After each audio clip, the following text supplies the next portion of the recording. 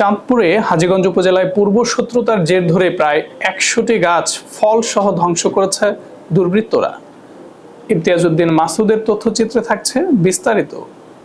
শুক্রবার ১৯ সেপ্টেম্বর দুপুরে হাজীগঞ্জ উপজেলার ৪ নং কালচো দক্ষিণ ইউনিয়নের ৫ নং ওয়ার্ডের খানবাড়িতে পূর্ব শত্রুতার জের ধরে লালন খান ও মুজিব খানের নেতৃত্বে দেশি অস্ত্র নিয়ে সন্ত্রাসী কায়দায় অজ্ঞাত ৩০ থেকে ৪০ জন এসে বিভিন্ন জাতের প্রায় ১০০টি গাছ কেটে ফেলে এবং বিপুল পরিমাণ ফল লুট করে নিয়ে যায়।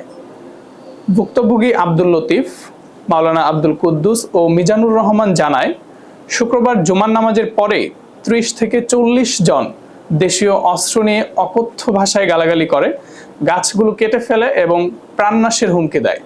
ভুক্তভোগীরা নিরাপত্তার জন্য প্রশাসনের সহযোগিতার দাবি জানিয়েছেন।